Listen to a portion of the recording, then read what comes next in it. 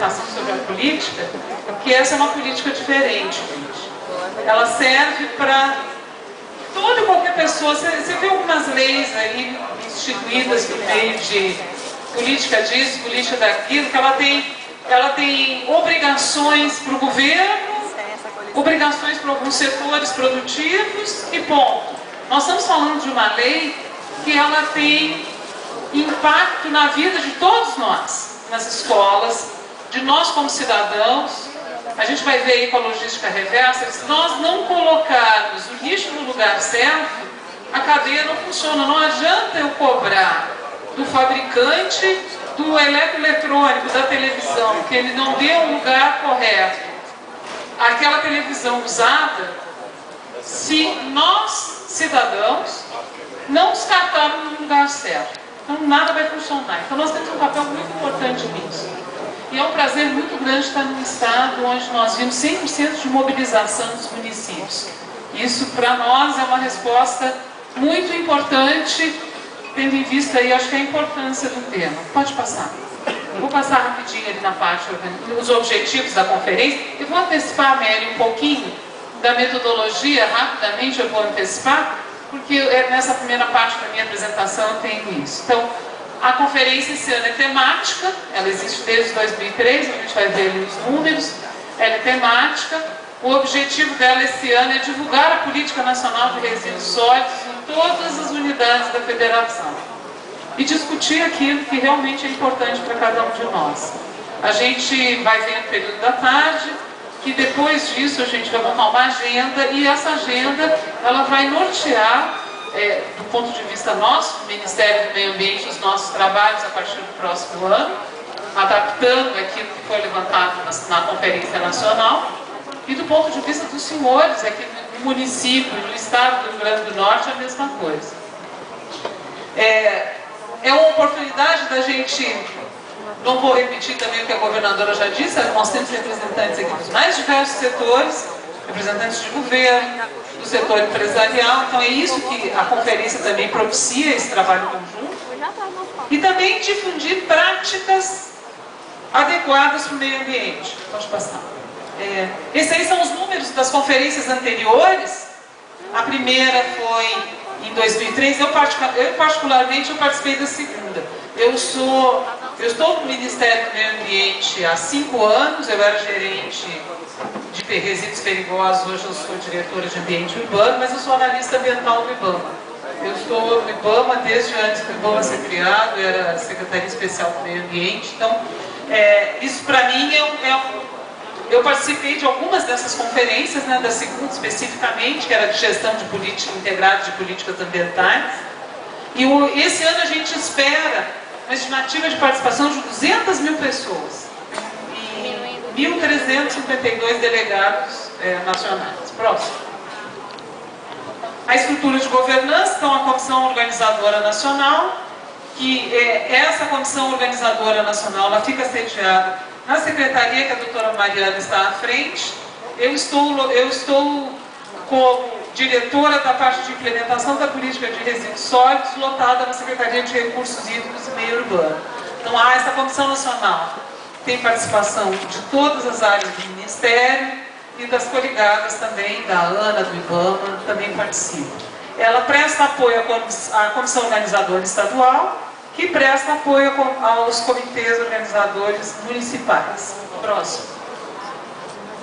Os materiais de informação e divulgação, esse daí vocês, é o nosso material nacional, material similar replicado nos estados. Próximo.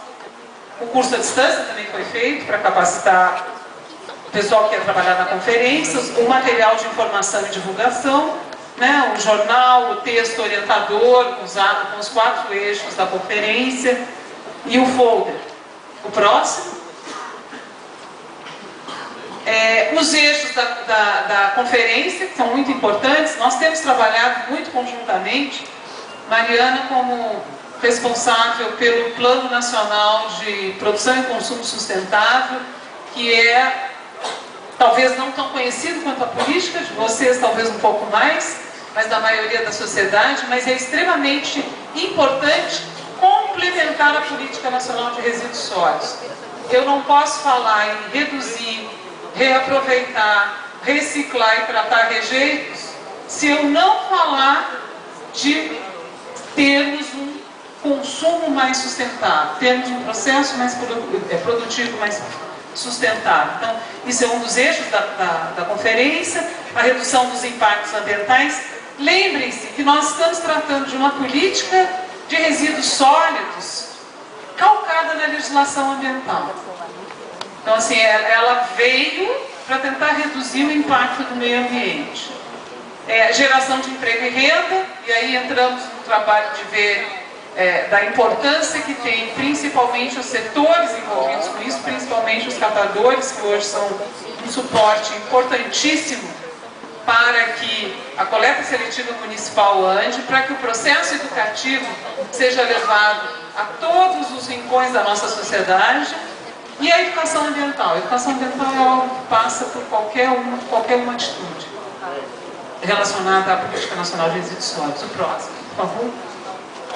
A metodologia, então, ela é composta de etapas preparatórias da Conferência Nacional, né? Conferências estaduais, conferências livres. Eu vi aqui que no estado de vocês tiveram 2 conferências municipais, 7 regionais, que envolveram 100% dos municípios do estado, o que é um número muito referencial e muito importante para todos nós. A conferência vai ser de 24 a 27, em Brasília, e concluirá com um documento final com 60 pontos, 60 ações prioritárias. E a conferência virtual está ocorrendo aí, nós estamos fazendo uma parte, a Câmara dos Deputados também tem a sua conferência virtual. É uma forma que a gente tem até de baratear custo, né? Você imagina, fazer uma conferência dessa, mobilizando o país inteiro, a gente tem que ver até maneiras de melhorar isso. Próximo. A quantidade de delegados eleitos por estados, pode passar esse. O total de conferências municipais esperado, a mobilização que a conferência nos trouxe, 71 conferências livres nos estados, 2.000, esse número agora cresceu, Mariana deu um número até um pouco mais atualizado do que esse da nossa apresentação, em torno de 3.700 municípios. Esse número já cresceu além da nossa expectativa. Vocês viram ali, ele está atualizado em 23 de julho, né? Já houve um crescimento em cima disso. Pode passar o próximo. A política. Tem um errinho ali em cima. Aqueles que são ligados já viram que está faltando 12.305, né? Estava em PDF, eu tive dificuldade de corrigir, mas está errado ali o 12.000. Está faltando 12.305.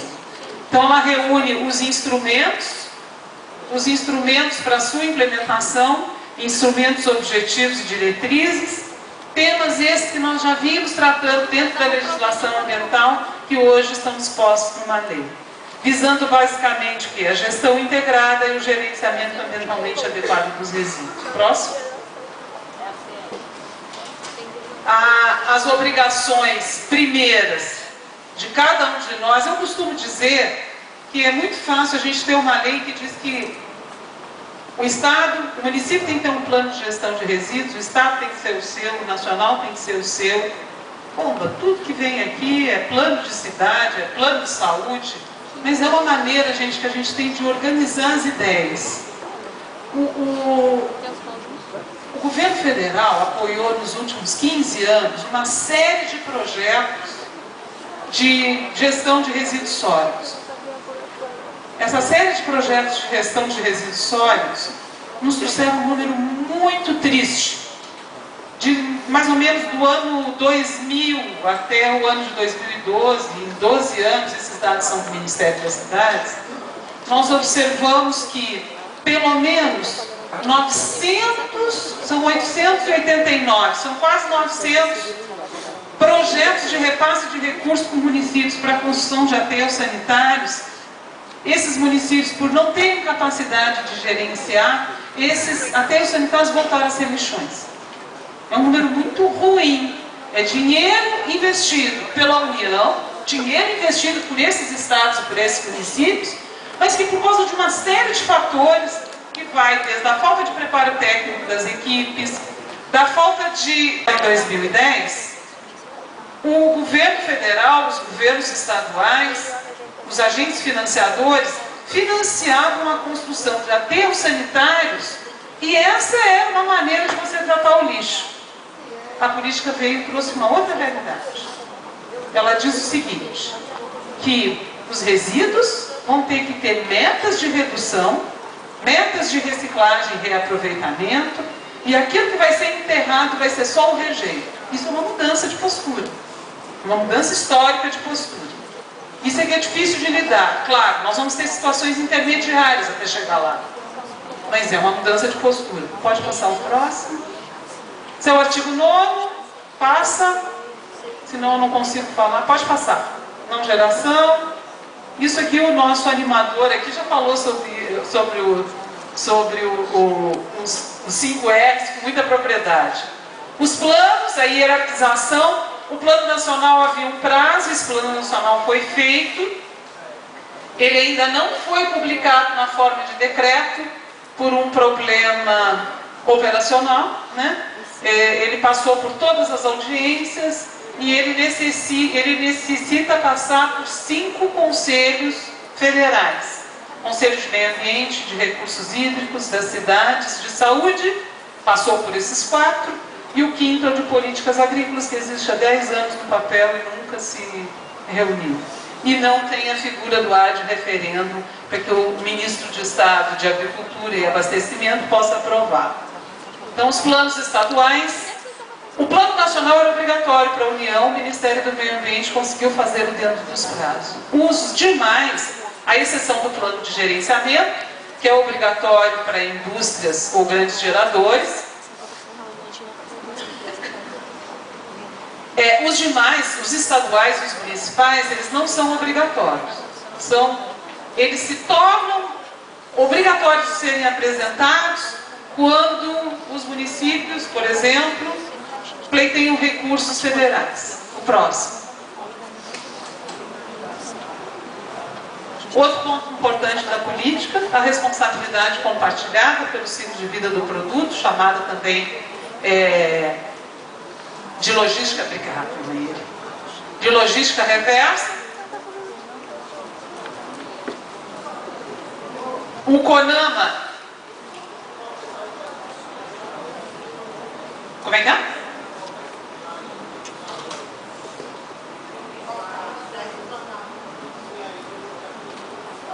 Sim. Ele não é obrigatório. A lei não diz que ele é obrigatório. Ele passa a ser obrigatório se o município quiser ter recursos da União. Ou seja, você não tem o plano, você não precisa dele, ninguém vai lá te autuar porque você não tem o plano. Agora, eu quero recursos do Ministério das Cidades para construir o aterro, eu tenho que ter o plano. Tem que ter o plano. Tem que ter o plano. Você quer dinheiro, você tem que ter o plano. Tem os planos intermunicipais ali, ó. O consórcio entra nos intermunicipais. Só um pouquinho, eu queria que as intervenções fossem anotadas e que a gente pudesse esclarecer na hora do debate, tá ok? Eles me deram 10 minutos, então eu estou tentando correr. Talvez alguma coisa vai ficar para trás, mas eu fico aqui durante o dia de hoje todinho para tentar esclarecer algumas dúvidas. Eu só volto amanhã de manhã, cedinho. A responsabilidade compartilhada. Quando a política foi editada, pode passar o próximo, eu não vou... Esse aí também não vai aparecer, pode passar o próximo. A responsabilidade compartilhada. Quando a política foi editada, eu já tinha algumas cadeias de logística reversa estabelecidas por outros instrumentos. 3 por resoluções do Conselho Nacional de Meio Ambiente e uma por meio de lei, que é a embalagem de agrotóxicos. Tem lei e decreto para isso. Pneus, pilhas e baterias e óleos lubrificantes, eu tenho resoluções do CONAMA desde 93. Elas constavam do artigo 33 da lei como cadeias obrigatórias de serem implantadas. Elas são hoje, este tema dentro da política de resíduos sólidos, ele é tratado por um comitê formado por 5 ministros de Estado. É presidido pelo Ministério do Meio Ambiente, Ministério da Saúde faz parte, Fazenda, Indústria e Comércio e Agricultura. Então, esses ministros decidiram o seguinte: aquelas cadeias pré-existentes, elas continuariam a existir por meio dos seus instrumentos anteriores. As leis seriam revistas num segundo momento. O nosso início de revisão será a partir do próximo ano. E as que são ali no segundo parágrafo, são cadeias que constam da lei, algumas e outras que não. Eu vou precisar de mais uns minutinhos, para poder pelo menos terminar aqui a logística. Ele está lá sinalizando que já está no meu fim aqui. Mas já está no final. Vou só concluir a logística aqui. Lâmpadas fluorescentes, embalagens plásticas de óleo. A lei fala em óleos, lubrificantes, seus resíduos e embalagens, agrotóxicos, seus resíduos e embalagens. Então não havia, já havia um regulamento por meio do CONAMA. Para o óleo lubrificante não havia para embalagem. O sujeito ia lá, fazia a troca do carro no posto de abastecimento, ou na concessionária, ou na oficina mecânica, e a embalagem ficava lá rolando. Com o tempo, essa embalagem começou, ela tem uma utilidade, ela tem uma possibilidade de ser reciclada. Então nós construímos o primeiro acordo setorial, foi sobre as embalagens plásticas de óleo, e além desses aí, a política fala o tempo todo, entre o artigo 30 e o 33, das embalagens em geral. O que são essas embalagens em geral? São as embalagens que vão para a nossa residência com comida, bebida ou com algum bem de consumo que a gente adquire. O tratamento disso, por meio de um acordo setorial, vai reduzir significativamente os impactos da coleta seletiva para os municípios. E medicamentos, que foi um pleito do Ministério da Saúde, que é o que está mais, eu não diria atrasado, eu fico aqui pensando para não dizer a palavra, mas eu diria, não tem prazo para estabelecer logística reversa na política. O prazo é nosso, a gente tem pressa de que ele saia logo. E essa negociação é uma negociação sempre muito difícil. A responsabilidade compartilhada é para fabricante, importador, distribuidor, comerciante. Se a gente joga isso em embalagens, eu tenho várias entidades de classe e joga ainda. Estava conversando muito com o Severino, já tinha conversado com ele em outras oportunidades, hoje a gente falou sobre isso rapidamente. Embalagens em geral nos traz ainda um outro complicador. Na hora de nós negociarmos o texto do acordo, nós ainda temos que fechar o texto do acordo com os municípios, com os catadores, com os órgãos de defesa do consumidor, para a gente poder garantir que não esqueceu de nada, que todas as responsabilidades estão ali incluídas. Nós estamos agora negociando com toda essa cadeia, lâmpadas, embalagens em geral e eletroeletrônicos. O edital de medicamentos deve ser publicado agora em início de setembro. Próximo. Acesso a recursos, consórcios. Aí eu vim falar dos consórcios intermunicipais. A prioridade nossa, desde 2007, quando o Ministério do Meio Ambiente começou a financiar projetos relacionados aos municípios, é que os municípios se reúnam. Eu acho que não é nessa apresentação que eu tenho um gráfico assim. Se o município sozinho, ele precisa de mais ou menos R$470, R$460 por habitante por ano para poder montar a estrutura de coleta seletiva, de aterro, de transporte. Se ele se reúne e esse número chega aí por volta de 700 mil, 1 milhão de habitantes, esse valor baixa para R$67, R$70 por habitante por ano. Então, o consórcio é sempre uma solução ideal para que o município trabalhe com isso. Próximo? Já estou terminando. É esse gráfico aí. Tá? Então, assim, o vermelhinho é implantação e o azulzinho é somente a implantação, o vermelhinho implantação e os pagamentos, a manutenção. Então, consórcio é a parte mais baixa aqui da barra. Eu posso chegar a R$68 por habitante, mais ou menos. É sempre a solução desejável. E é sempre isso que a gente incentiva no governo federal. Próximo. Pode passar. Isso aí são uns exemplos. São os recursos que o Ministério apoiou esses últimos anos. Pode passar. Isso aí é o Comitê Interministerial. Além daquele comitê ministerial que foi criado para estruturar e implementar a política. Foram 5 grupos formados. O grupo deles, o primeiro que foi estabelecido, ele trabalhou em cima do Plano Nacional. E nós temos grupos que foram formados para regulamentar as questões de áreas contaminadas, órfãs, que está na política, recuperação energética de resíduos sólidos, educação ambiental e Sistema Nacional de Informações. O próximo, por favor. Então aí, o próximo. E aí o sistema, aí já está acabando. O Sistema Nacional de Informações sobre o Meio Ambiente é um dos instrumentos da política. Nós estamos construindo esse projeto com o apoio da Universidade de Brasília, por meio de um projeto de inovação tecnológica. Hoje nós temos só dados pré-existentes nele, dados do Sistema Nacional de Saneamento e alguns dados do Cadastro Técnico Federal do IBAMA. A ideia nossa é que consigamos colocar relatórios, por exemplo, os municípios aqui do estado do Rio Grande do Norte, que possuem o plano de gestão integrada de resíduos, ou em separado, ou em conjunto por meio de consórcio.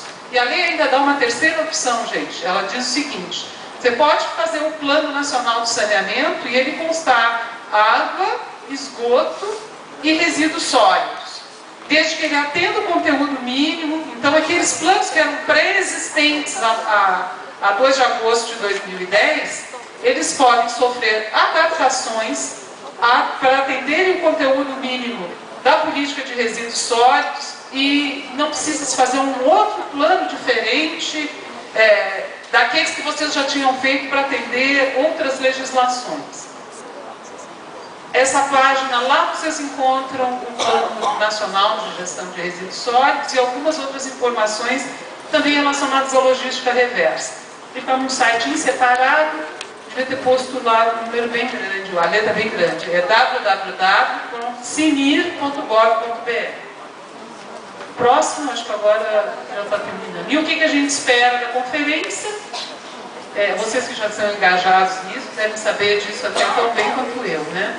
Que a sociedade veja na política uma maneira de evoluir e, além de atender a Política Nacional de Resíduos Sólidos, ela consiga se engajar nos seus pressupostos, mais diálogo da sociedade com os segmentos interessados, a discussão dos municípios da forma de implementação. Nós não queremos ver aqueles números de 889 que voltaram a ser bichões acontecerem novamente.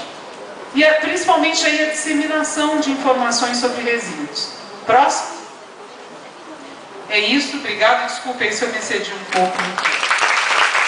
Já tem experiência de montar um consórcio. Nós temos talvez um dos primeiros consórcios de saneamento criado no Brasil, né, no ano de 2008, que é o CONISA, que parece que a vice-prefeita de Lagoa Nova está aqui, sabe dos problemas da pessoa de Lagoa Nova, que nós temos tanta gestão ainda hoje. É um consórcio que junta 7 municípios e administra mais de 130 comunidades rurais na distribuição de água, um sistema adutor com mais de 700 metros de altura de nível e aí alguns 200 quilômetros de extensão. Então imagina a complexidade, e o CONISA é que faz essa gestão nas zonas rurais, né? Então a SEMAR já tinha essa experiência. Então em 2008, junto com a ABS, por favor, para passar, foi feita a primeira capacitação aqui no estado, onde vieram a doutora Helena Cade, o doutor Marcelo Monteiro, pode passar, junto com a ABS. Eles foram os pioneiros aqui, o Sérgio Macedo estava nesse curso, que é da IDEMA, Emília Margarete, Denilha, algumas pessoas que participaram, onde vamos começar a entender o que é o consórcio público. Vocês veem que em 2008 nós não estava nascendo a Política Nacional de Saneamento e não tínhamos a política de resíduos, né? Então, foi nesse ambiente que foi discutido, pode passar. Esse aqui, a foto de Ecate e de Montenegro, por 2 pessoas que colaboraram muito com todos nós aqui, pode passar. A seguir, em 2009, a SEMAR contratou o Marcelo Montenegro como consultor, né, para a gente aprender a fazer isso, e fizemos uma capacitação interna na SEMAR, as pessoas que já tinham feito outro consórcio, para saber como montar um consórcio de resíduo, pode passar. E aí fizemos a primeira experiência que foi lá em Pau dos Ferros. Talvez alguém esteja aqui, participou com os gestores discutindo, nesse momento, a SEMAI imaginava fazer um consórcio de saneamento que vinculasse tanto a operação dos sistemas rurais, do sistema do Alto-Oeste, como também de resíduos. Então, nossos consórcios aqui, eles têm um objetivo diferente, ele busca outras coisas além de resíduos. Né?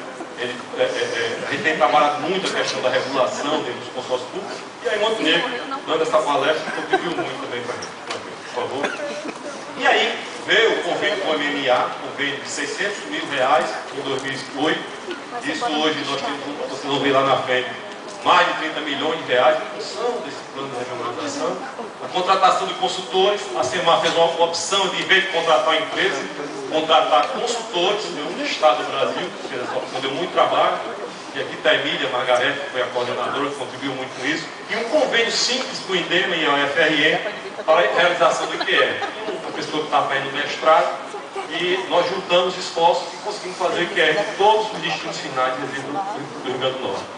E a execução das metas. E aí a equipe de consultores, né, deve ter alguns por aqui, nessa primeira etapa, por favor. E aí foram as metas do plano inicial. Basicamente foi de fazer um diagnóstico. Nós não tínhamos, o Estado não tinha uma informação sequer, não tinha um papel falando sobre resíduos até 2008. Existia um diagnóstico feito em 2002, mas informações no órgão de meio ambiente da Secretaria não tínhamos nada. Então foi feita a regionalização, um plano que consistiu em definir algumas metas, né? E a implantação dos consórcios públicos, que a gente vai ver daqui um pouquinho, que era o do Seridó, e na realidade nós implantamos 2 consórcios, por favor. E aí, o método de construção do plano, né? Tivemos inicialmente eventos de divulgação do que iria ser feito em várias regiões do Estado, né? Depois partimos para a discussão, havia vários amigos aqui que participaram das discussões, das propostas de região, como vamos dividir o Estado, né? Natal, Santa Cruz, Joncana, né? Cada uma das regiões que iam sendo construídas, né? Por favor. As reuniões aí mostrando também Paulo do Céu, Inhaçu, por favor. E também, nesse período, nós conseguimos, uma das condicionantes da transposição do Rio São Francisco é a implantação dos planos na região do Açu e Caicó. Então, nós estamos hoje com algum recurso para fazer o projeto executivo do consórcio do Açu e do consórcio Seridó, exatamente em função dessa condicionante da transposição de São Francisco, que muitas vezes os prefeitos nem enxergam isso. Né? E Thea Magalhães, também na postura do Ministério do Ambiente, veio fazer essas capacitações com as equipes do município. Por favor. E outra coisa muito interessante foi quando se montou essa possibilidade, nós fizemos essa reunião, foi um dia de sexta-feira, foi marcante, dia de sexta-feira à tarde, em Caicó, onde os representantes do Ministério do Ambiente da cidade estavam, de 25 municípios que participam do consórcio, tinham 23 prefeitos presentes. Né? Uma sexta-feira à tarde, e daí foi que surgiu já esse apoio do MMA, pode passar, na própria estruturação do consórcio. Se vê o plano, e aí, pessoal, vocês não têm toda essa documentação lá na SEMAI à disposição de vocês. Volta, por favor. Primeiro, não está adiantando. Volta. Né? Pronto, o relatório 1, que foi a elaboração de todo o material técnico para capacitar os atores locais. Quer capacitar lá o município? Para lá na SEMAI tem todo o material lá que vocês podem usar isso no seu município. Certo? Pode passar uma forma dinâmica. Levantamento dos dados de cada município para a regionalização. Pode passando. Definição dos critérios de construção dos cenários. Então, para a gente chegar a dizer que são 6, foram montados vários cenários ao longo da construção disso. Né? Depois a proposta de regionalização, que foi referendada do município. Né? Aí veio o levantamento das informações existentes para a caracterização socioeconômica e ambiental dos municípios. Né? Relatório do diagnóstico. Então aí tem todos, cada um município de vocês tem falando quantos garis, onde é o lixão, foto do lixão, coordenada do lixão, número de catador, tem todas as informações sobre resíduos dos municípios. Depois a análise do índice de qualidade do aterro de resíduos sólidos, que foi isso que a gente fez com aquele convênio com o INDEM e com a FRN, que eu acho que ainda hoje só o estado de São Paulo e o estado do Rio Grande do Norte tem isso. O estudo de caracterização dos resíduos sólidos, em 30 municípios foi feita a caracterização, não foi feito em todos os 167. Mas nós temos o conhecimento estatístico de como se compõe o lixo do Estado. A construção e melhoria com a base de sistema de informação. Esse sistema de informação, infelizmente, ainda não está operando, mas eu creio que nos próximos 15 dias, todas as informações vocês vão poder obter através da internet. A gente já está Quem se interessar, eu tenho aqui a informação do link, mas não ainda está com www, é um número que você entra e consegue esse banco de dados, por favor. Os prognósticos, né, como seria a perspectiva de implantação dessas ações propostas, pode passando, por favor. O relatório de prognóstico, pode passando. Estudo de viabilidade econômica, ambiental, social, jurídica e institucional das proposições. Aí pode passar, aí tem um ambiental, tem um jurídico, tem um social, como o catador pode ser incorporado, qual o potencial de reciclagem que tem, né, nas regiões. Então tudo isso foi estudado. Análise dos resultados das oficinas, então cada uma das oficinas que ocorreram nos municípios, isso tem registrado nesse relatório, pode passar. E a criação de condições técnicas para a implantação do consórcio, né? Então, a gente, quando fala no município, tem o protocolo de pensões, contrato de programa, contrato de rateio, então tem toda uma orientação nesse sentido, por favor. E aí, o ano passado, a governadora pode passar, fez a publicação do relatório síntese. Eu não sei se ainda tem alguma via impressa lá na SEMAR, mas também, quem quiser, pode pegar esse meio digital. Pode passar? Bom, vamos para o IQR. Então, o IQR, o que é que esse IQR que a gente falou, Índice de Qualidade da Destinação de Resíduos, apontou aqui para o Estado? Todos os pontos de destinação de lixo no Estado foram cadastrados e georreferenciados. Então a gente sabe, todas as coordenadas, tem todas as informações sobre isso, né? Então você vai ver que tem município que tem até mais de um ponto de destino final. Pode passar? E aí foi o quadro que se encontrou, logicamente, as áreas que estavam adequadas na região metropolitana de Natal, onde tem aterro sanitário, e a região de Mossoró, onde tem aterro sanitário. Os outros, todos são lixões, né? E com condições inadequadas, ou muito inadequadas. Pode passar? E desse levantamento, 99% dessas áreas são lixões, apenas 1% das áreas aterro. Né? Vocês veem que tem mais lixões do que município, é muito mais. Né? Vamos para o diagnóstico. Quando você vai para os municípios, é diferente. Né? 95% basicamente dos municípios do estado possuem lixões e 5% leva para aterros sanitários. Né? Agora isso é interessante, quando a gente tem o próximo slide, por favor, que em função daquilo que você falou, da escala, né? A região metropolitana de Natal tem o aterro de Mossoró, de aproximadamente 3.100 toneladas por dia que se gera de lixo aqui no estado, aproximadamente 1.500, 1.450, 1.500 já vai para aterro sanitário. Né? Isso mostra que você precisa ter escala para você ter sistema sustentável. Então a política do governo federal orientando a questão de consórcio não é uma obrigação, é porque é a solução, pessoal, que tem para a gente ter uma gestão segura da questão do encaminhamento dos resíduos. Né? Pode passar? Isilda, e falando a respeito do investimento perdido, eu lhe asseguro que aqui no Rio Grande do Norte praticamente 100% foi perdido. Só tem uma unidade desse processo de realização da coleta seletiva do Estado. Pode passar? A existência de catadores, em 87% dos lixões existem catadores, 13% não existiam catadores. Menores no lixão, ainda em 15% dos municípios tinham menores. Associações formais de catadores, apenas em 5% dos municípios. Existência de unidade de triagem, apenas 7%, mas nem todas funcionando, algumas seguindo só como depósito. E aí o quadro, né, absoluto do número de catadores que foi diagnosticado. 1.015 catadores, sendo 933 acima de 14 anos e 82 abaixo de 14 anos. E aí o material de trabalho do pessoal do plano, pode passar? Já passou meu tempo. E a regionalização, pode passando. E inicialmente, como eu falei, que foram cenários que foram construídos, esse foi o cenário inicial que se pensou a SEMAR, a partir da entrada dos consultores.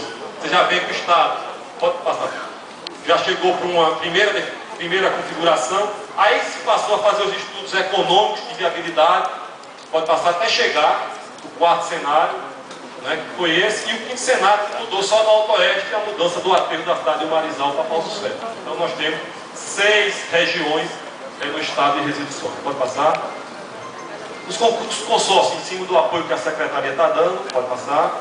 Aí temos a reunião do consórcio do Açu, quinta-feira estamos lá para mais uma reunião. Né? Consórcio do Seridó, reunião que houve há 2 semanas na cidade da Lagoa Nova. E aí os prefeitos do consórcio do Alto Oeste, lá em Paulo Serra, que são com 44 municípios, né? É bom dizer que do Açu são 23 e do Seridó 25. Dos 25 do Seridó, todos já ratificaram o protocolo de intenção, então todos já participam do consórcio.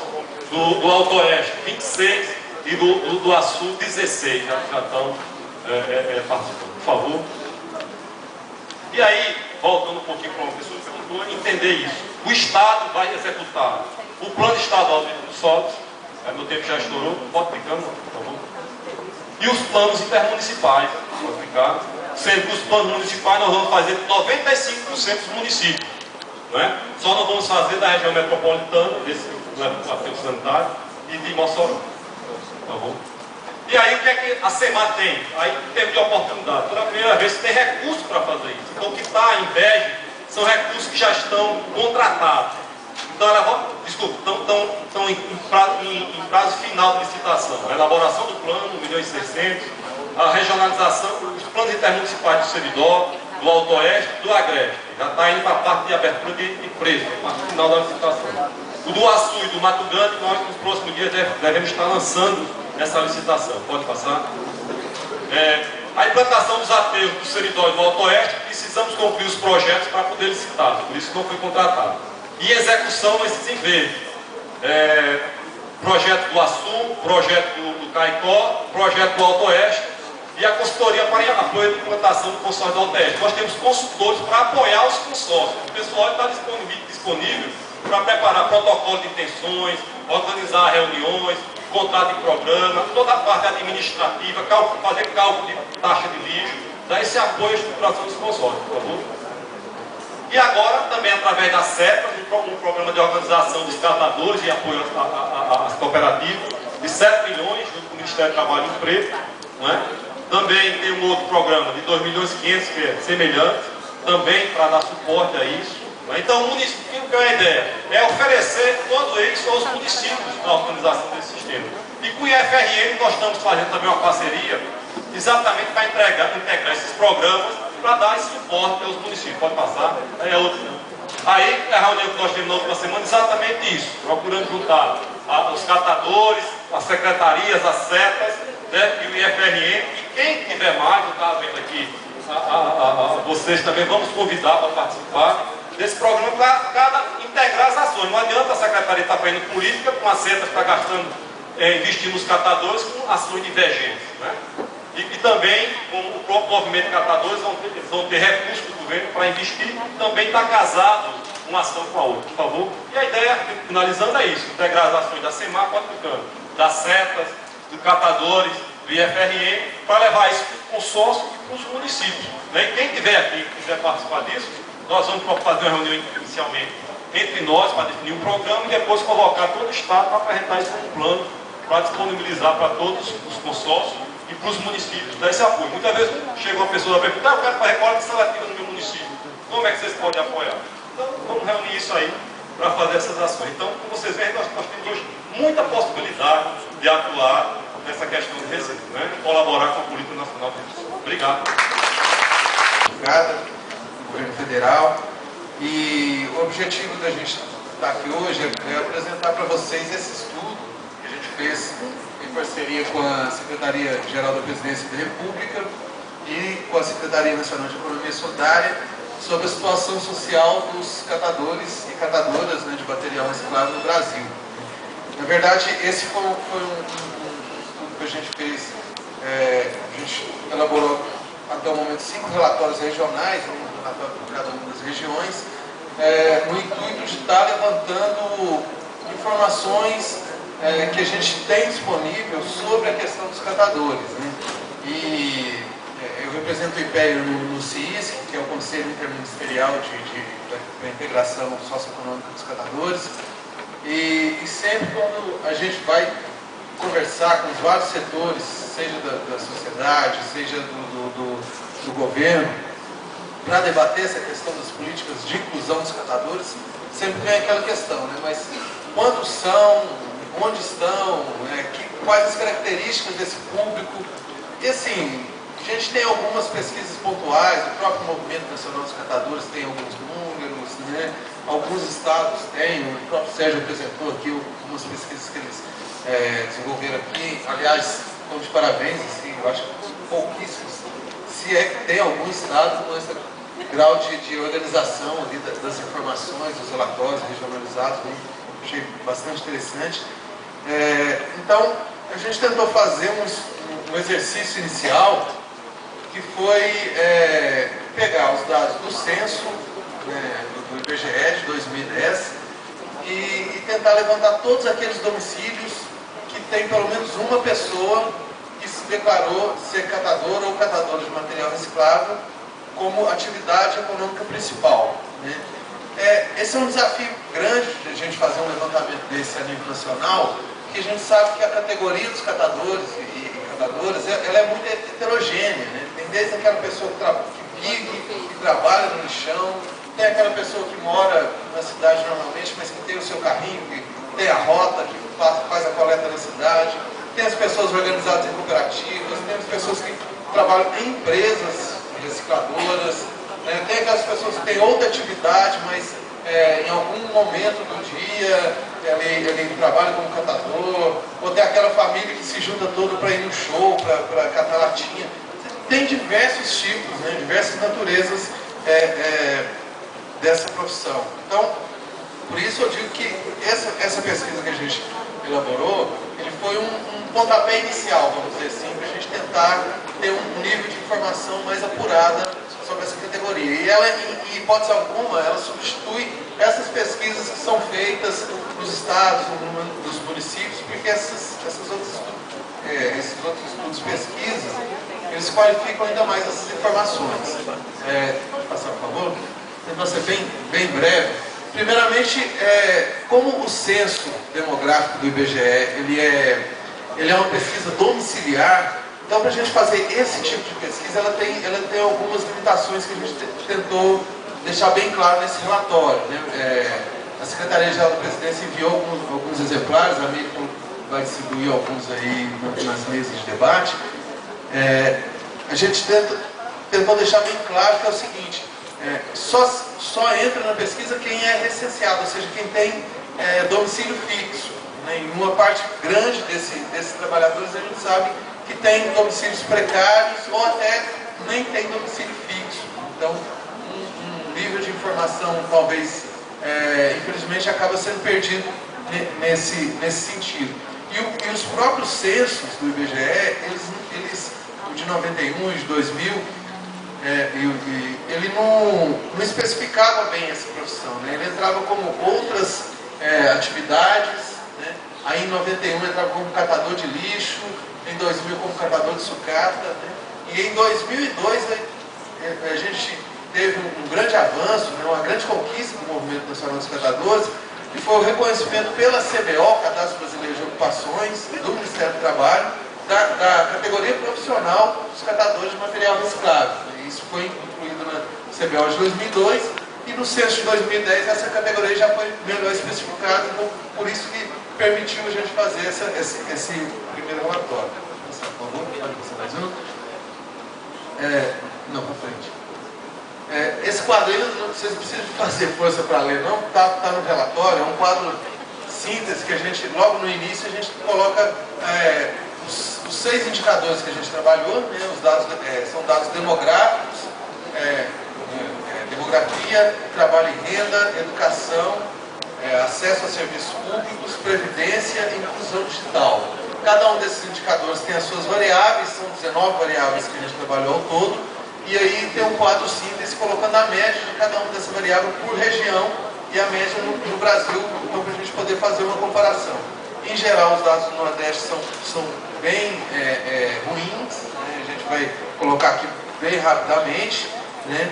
E as variáveis foram escolhidas, aquelas que a gente achava que tinham uma maior interface com as políticas públicas e sociais em geral, né? Que estão no âmbito da própria lei, né? De 12.305, quando você inclui os catadores como atores estratégicos, né?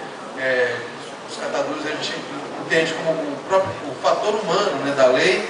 Então, para você pensar a inclusão desses catadores, você tem que pensar de uma forma multidimensional. Pode passar, por favor?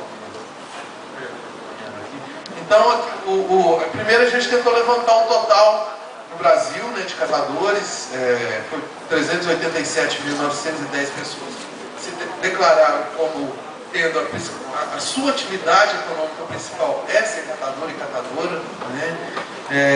A gente vê aqui que no Rio Grande do Norte esse número está entre 8.853, né? Pode passar, por favor?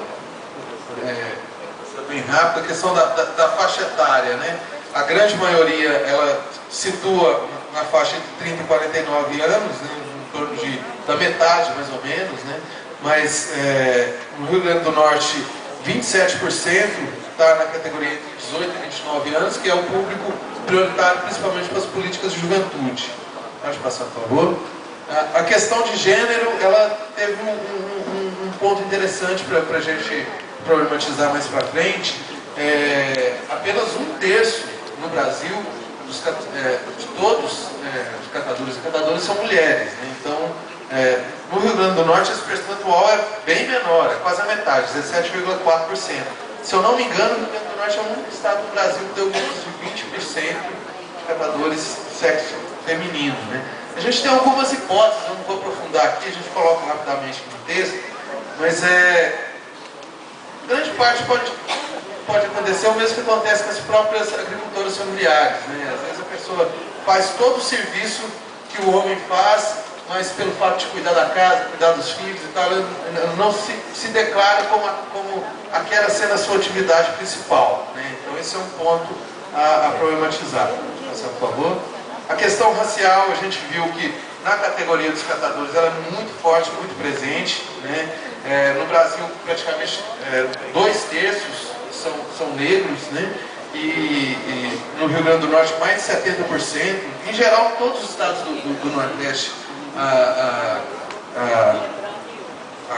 raça, né, entre os pretos e pardos, né, no caso, que se consideram pretos e pardos, é um percentual muito grande. Então a gente vê que a questão dos trabalhadores da coleta e reciclagem é uma questão racial também, né? A questão da urbanização, a gente vê que ele é um fenômeno basicamente urbano, era o que a gente já imaginava, né? Mais de 90% dos domicílios encontram-se em áreas urbanas. Além do total de catadores, a gente tentou fazer o seguinte exercício: a gente separou todos os domicílios no censo que tem pelo menos uma pessoa que se declarou como catador e tentou levantar a quantidade de pessoas residentes nesses domicílios, né, para saber quantas pessoas dependem direta ou indiretamente da renda gerada nessa atividade. No Brasil, com um número superior a 1.400.000, né, e aqui no Rio Grande do Norte foi mais de 35.000 pessoas, ou seja, para cada um catador ou catadora, tem outras 4 pessoas, em média, residentes no domicílio, né? Deixa eu tentar avançar aqui, pode passar, por favor. A gente levantou também a questão da razão de dependência para crianças, né, de 0 a 15 anos, ou seja, o percentual de crianças de 0 a 15 anos que vivem nesses domicílios, uma situação de extrema pobreza, ou seja, a renda domiciliar per capita desse domicílio é abaixo de R$70. Né? No Nordeste, em geral, esse percentual está também acima da média, né? No Rio Grande do Norte, 6%. Aí a gente levantou alguns outros dados, né? Por causa do tempo eu vou ser bem breve, questão de contribuição previdenciária, inclusive foi um percentual que chamou um pouco a atenção, até ele, se a gente for olhar, é um percentual baixo, né, porque se a pessoa é contribuinte, ela está assegurada de vários riscos sociais, mas como o setor é um setor basicamente informal, os números para o Brasil como um todo, a gente considerou um número alto, né? A gente tem algumas hipóteses para isso também, né? Talvez a pessoa já contribuiu alguma vez na vida e não contribui mais, mas se declarou como contribuinte, pode ser algumas coisas assim que a gente tem que ver melhor. A questão da cobertura da população idosa, ou seja, a população com mais de 60 anos, os catadores, né, que residem em domicílios com catadores e que estão cobertas ou pela Previdência Social ou pelo benefício da prestação continuada, BPC. A gente viu que, por exemplo, no Rio Grande do Norte, 67%, praticamente 2/3, né, dessa população está coberta, 1/3 da população idosa nesses domicílios não está coberta por nenhum programa previdenciário. Passando, por favor. A questão dos dados sobre educação. Analfabetismo é um dado que preocupa bastante, né? Entre os catadores, em 2010, o Brasil como um todo, para a gente ter uma ideia, tinha 9% de analfabetos, né, adultos, acima de 25 anos, no caso. E entre os catadores esse valor era mais que o dobro, era 20%, e no Nordeste é bem maior, em todos os estados. No Rio Grande do Norte, por exemplo, 36% de catadores e catadoras adultos analfabetos. O ensino fundamental, pode passar, por favor, também é um percentual baixo, né, no Rio Grande do Norte a gente pode ver 23,8%, né, passando. Com ensino médio completo, 12,7% no Rio Grande do Norte. Pode passar, por favor. A gente pegou alguns dados aqui, já caminhando para o final, de acesso a serviços públicos, né? No caso, acesso à creche entre os domicílios, as crianças de 0 a 3 anos com acesso à creche nos domicílios com catadores no Brasil como um todo, foi 22,7%. Né? No Rio Grande do Norte, esse percentual foi acima, inclusive, da média nacional, 27,6%. Mas não necessariamente aqui é creche pública, viu, gente? Dar um exemplo bem rápido, em Brasília, no lixão destrutural, que é atualmente o maior lixão em atividade no Brasil, tem as comunidades que moram lá, elas montam as próprias creches comunitárias, né? As mães que trabalham no lixão, um dia da semana se juntam para cuidar das crianças. Então, não necessariamente então, essa resposta se referiria à creche pública. Acesso à energia elétrica residencial, a gente vê que é um problema já praticamente, até porque praticamente todos esses domicílios são em áreas urbanas, né, já está praticamente universalizado, mas também, aí vem outra coisa, não necessariamente também seria energia elétrica regular, né? Pode ser algum ato irregular, os famosos gatos assim, que a pessoa, que era uma pesquisa declaratória, né? A pessoa pergunta, você tem acesso à energia elétrica? Tem. Então, a gente teria que problematizar um pouco melhor esse dado. Esgotamento sanitário, a gente vê que no Nordeste também o percentual está bem abaixo da média nacional, né? menos de 40%, né, dos domicílios têm esgotamento sanitário adequado. Né? Aí eu só vou fazer uma ressalva aqui para pegar o material impresso. Essa figura, no caso é a figura 5.3, a pessoa que foi fazer a diagramação colou a figura errada, né? Mas a parte escrita, os dados estão certos, a figura que está errada, no caso, essa figura está certa, a apresentação está aqui. E por fim, inclusão digital, a gente pegou os domicílios com catadores que têm pelo menos um computador no domicílio, né? Que é uma aproximação para a gente ver essa questão da inclusão digital, né? A gente vê que, mais uma vez, os índices no Nordeste são bem abaixo da média nacional, né? No Rio Grande do Norte, apenas 8,6% dos domicílios com catadores têm computador. Né? Se a gente, então, assim, basicamente, para resumir, né? Essas informações, o exercício foi esse, tentar subsidiar gestores públicos, né? Para várias temáticas que são importantes para a causa, né, da situação social dos catadores. A gente acha que qualquer política, qualquer planejamento, a probabilidade dele de dar certo, né, a probabilidade de sucesso, ela é proporcional à quantidade de informações, né, geradas, dignas sobre isso. A gente tem todas essas informações por micro-região também aqui no Rio Grande do Norte, em todos os estados. Pode passar, por favor. Aqui estão os meus contatos, e-mail, telefone, né, a apresentação está aqui, está disponível. Quem quiser depois o relatório via digital, ou outras informações, ou outras pesquisas também que o IPEA desenvolve, né, a gente está lá à disposição para atender o que for possível. E a gente está elaborando agora um material mais geral para apresentar na Conferência Nacional, e a gente espera encontrar com vocês de novo lá para a gente poder debater. Obrigado.